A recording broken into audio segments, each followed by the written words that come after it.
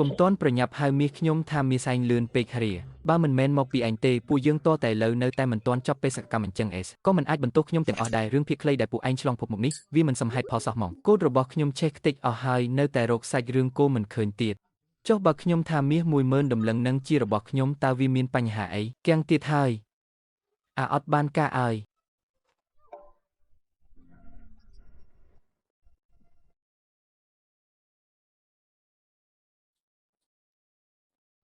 នោះហើយនាងត្រកូលជាងមើលទៅក៏មិនដូចស្រីមីយាដែរតើលាថានាងអាចចាប់ចោលធំដោយដៃទេបានទៀតផងនិយាយអ៊ូទេដឹងមើលតែរៀងទង់សោយនឹងទៅហេះអ្នកនាងទាំងពីរសាំនឹងកន្លែងនេះហើយឬនៅលោកម្ចាស់កុំបារម្ភអីអ្វីសុទ្ធតែល្អចាស់អ្នកទាំងអស់គ្នាអ្នកនាងទាំងពីរនេះហើយជាអ្នកមានគុណជួយសង្គ្រោះជីវិតរាជទាយាទនគរវ័យរឿងប្រើប្រាជ្ញាចាប់ចោលធំនោះខ្ញុំនឹងក្រសួងយុទ្ធភ័ពបានក្រាបទូលព្រះរាជាហើយមិនយូរប៉ុន្មានទេនឹងមានរង្វាន់ធ្លាក់មកមិនខានផ្កាសារីរិចជួបគ្នានៅរដូវផ្ការី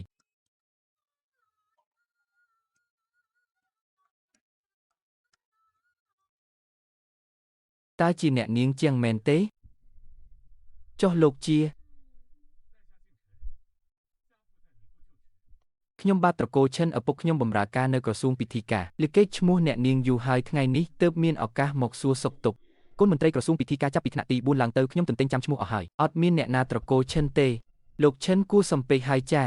អ្នកនាងជួយសង្គ្រោះរាជទាយាទពីគ្រោះថ្នាក់ពិតជាវីនារីមែនបើមិនប្រកាន់ទេសូមអញ្ជើញមានអីនិយាយនៅនឹងហើយមកប្អូនជីដូនមួយខ្ញុំមិនមែនជាអ្នកដតេណាអញ្ចឹងក៏បាននិយាយតាមត្រង់ទៅចុះខ្ញុំលងស្រឡាញ់អ្នកនាងតាំងពីឃើញលើកដំបូងម្លេះពេលនេះទោះអ្នកនាងស្នាក់នៅភូមិគ្រឹះហៅក៏ពិតមែនតែនៅមិនទាន់មានឋានៈច្បាស់លាស់ទេបើអ្នកនាងមិនប្រកាន់ខ្ញុំសុខចិត្តចូលស្ដីដណ្ដឹងតាមប្រពៃណីប្រកាន់ណាស់គឺប្រកាន់យកហ្មងអាឡង់ស្នេហ៍ពីដំបូងនឹងគឺលងសម្រស់ចង់បានរូបរាងនឹងឯងនិយាយថ្លៃបណ្ណាការហើយនៅគិតគូថ្ងៃខែឆ្នាំឬនៅលោកឯងឆែកមើលសៅតាហើយនៅមកដល់ភ្លាមចង់ចូលស្ដីដណ្ដឹងផ្លែថ្មធ្វើយអាតាចាស់ព្រាននារីធ្វើយខ្ញុំនឹងចាស់ព្រានខ្ញុំសូមបញ្ជាក់បន្តិចឆ្នាំនេះខ្ញុំទើបតែ25ទេមិនទាន់ចាស់ឡើយលោកឯងដឹងថាខ្ញុំជានរណាអត់ទើបហ៊ានមកតាមញ៉ៃខ្ញុំអញ្ចឹងហ่าអ្នកនាងចាំបាច់អីទៅទន្ទឹងចាំមនុស្សរស់ដូចស្លាប់នោះចុះបើគេមិនដឹងខ្លួនរហូតទៅអ្នកនាងមិនរងចាំទេមួយជីវិតហើយទេអីលោកប្រុសអញ្ជើញឆ្កល់ទៅឆ្កល់ឲ្យលឿនទៅទេប្រញាប់រមៀលចេញទៅបើមិនទៅទេខ្ញុំចាក់មួយកាំបិតឥឡូវហើយ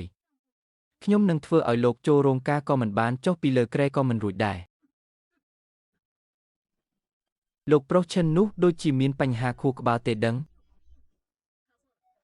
ខ្ញុំស៊ើបមើលហើយឈ្មោះពិតគឺឈិនភីងមិនមែនជាកូនមន្ត្រីអីទេគឺជាជនស៊ីឈ្នួលដែលកូនចៅរាជទាយាទចិញ្ចឹមទុកតើល្បិចប្រុសស្អាតតើច្បាស់ជាចង់បញ្ឆោតអ្នកនាងជាងឲ្យរត់តាមគ្នាដើម្បីទម្លាក់កំហុសថាយើងជានារីមិនគ្រប់លក្ខហើយតែនិយាយអញ្ចឹងហេតុអីឯងមិនតែងខ្លួនជាអ្នកបម្រើស្រីទៅចាំបាច់តែងជាអ្នកបម្រើប្រុសធ្វើអីព្រោះវាមិនសង្ហាអីណាចុះឥឡូវគិតមិនទៅកុំបារម្ភអីខ្ញុំរៀបចំទុកមុនអស់ហើយមើលទីនោះទៅលោកប្រុសឈិនអើយចៃដន្យម្លេះ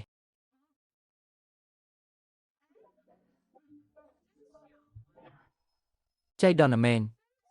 អ្នកនាងលីចៃដន្យមែនតេន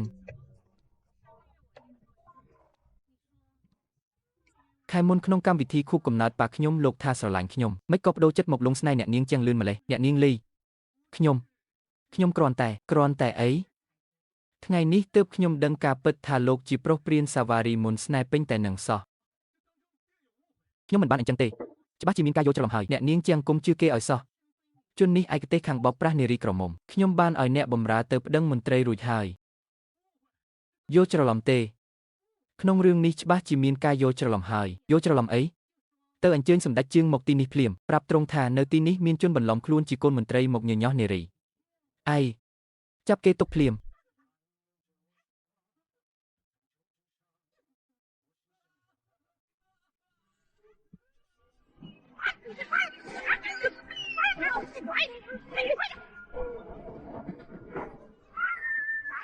អ្នកដឹកនាំរឿងយើងពិតជាពូកែលេងមែន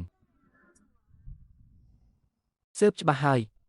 ឈិនភីងពិតជាមនុស្សរបស់រាជទាយាទមែនរឿងថ្ងៃនេះគឺគេរៀបចំទុកជាមុនអោព្រះគុណម្ចាស់ក្សត្រដែលបានជួយដោះស្រាយបញ្ហា មិនបាច់អរគុណខ្ញុំទេគឺអ្នកនាងលីមិនចូលភ្នែករៀងរើគេនឹងតាំងពីយូរមកហើយទើបថ្ងៃនេះគ្រាន់តែចៃដន្យជួបក៏ធ្វើស៊ីហ្មងទៅចុះមិនក៏អ្នកនាងលីមកទាន់ពេលចៃដន្យម្លេះ